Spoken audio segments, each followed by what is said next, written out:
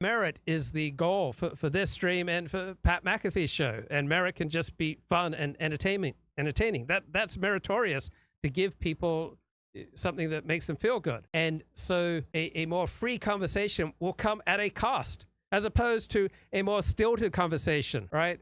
A conversation that strictly follows journalistic protocol, there's a cost to that too, right? It will be incredibly constipated compared to a free-flowing conversation. So it's not as though you can just choose one type of conversational style, one type of approach to a live stream, one type of approach to a radio show, and that's just the best approach, and there are no downsides to it, right? There's a downside to have a free, open conversation, and there's a downside to having, a very strictly monitored, only journalistic protocol conversation, right? You can listen to NPR if you don't like Pat McAfee. McAfee to denounce his friend should have known better by then.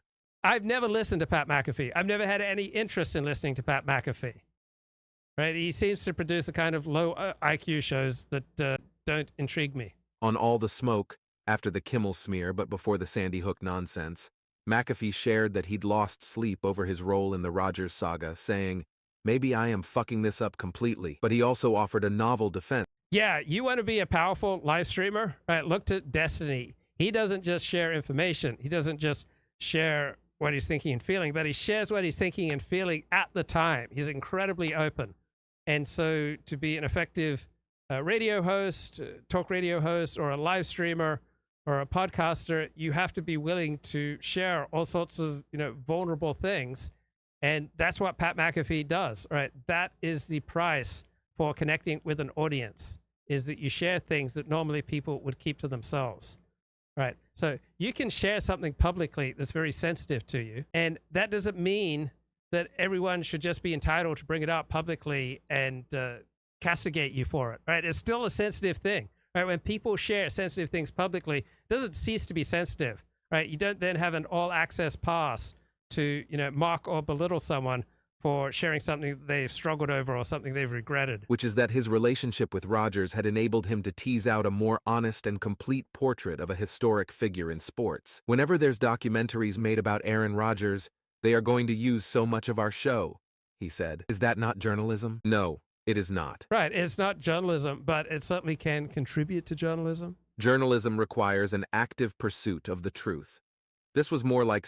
And you really think this author would pursue an active pursuit of the truth if doing so would get him banned from all the outlets that he likes to publish in, that he would lose his social circle, that he would become incredibly isolated, that his family would turn against him, that it would place him in poverty and he'd have to get a job, selling athletic shoes? Right? I don't think this journalist would be willing to pursue the truth. I don't think most journalists would be willing to pursue the truth. They're willing to pursue the truths that are socially acceptable in their profession. Stepping on a rake. He's not completely wrong, though. We can debate forever the ethics of platforming public figures who say odious things. But it's also true that Rodgers used to be considered among the more thoughtful, intellectually curious stars in the NFL. And now, thanks in no small measure to the Pat McAfee show, we've heard enough of his self-satisfied, moronic bloviating to know better. April 5th had all the makings of a triumphant day for McAfee. Williamson had been fired in the morning, and the show would be broadcasting live from Lincoln Financial Field in Philadelphia, site of that weekend's WrestleMania XL. Okay, then he just glories in the show being filled with technical issues. Okay, but I think this sheds light on the controversy over the lab leak theory. Let's get something here from Megyn Kelly from a year ago. Very charitable view of the research happening in that lab. So I don't believe that they were intentionally trying to make pandemic pathogens. They tried to do their work in very weak viruses, but I think by accident they might have put in a pandemic feature that made one of these weak viruses capable of starting a human pandemic. And the issue here is that they were doing a lot of this work in the years leading up to the pandemic at a very low biosafety level. So you had asked Bob Gary, was it appropriate for them to do this type of research at BSL-2, and Bob said he thought it was a high enough level of biosafety. That is just not true. So you cannot be working with novel SARS-like viruses at BSL-2. If you do this for several years and you're working with hundreds of these SARS-like viruses, one day you're going to get unlucky. Right. So what about his point? He was saying all the cases originated around the Hunan market, and that in that market, they found traces of the coronavirus in this particular like section where the animals were kept? There are a few facts that need to be pointed out about this market. So the first thing is that this market is the size of about 10 NFL stadiums.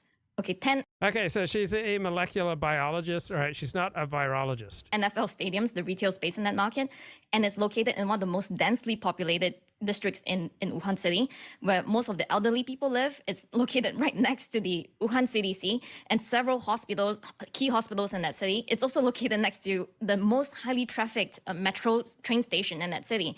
Oh, great line here from Brandon Smith. It's ironic how the COVID pandemic is just another unwanted government program. Good point. So by the time the investigators went there, the entire market, 10 NFL stadiums, had been plastered with virus. So Bob Gary says that he thinks that based on the available data, which is very little, he thinks that there's evidence of contamination near the wildlife stores. But if you look at it closely, actually the washrooms in the toilet, the toilets in that market are right there. So he and his collaborators on this peer-reviewed science paper he's pointing to actually admit in the paper itself, we don't have the data, but we're going to make a bunch of assumptions that support our belief that this came from the market, and we're going to tell everyone that we've found the animal at this market.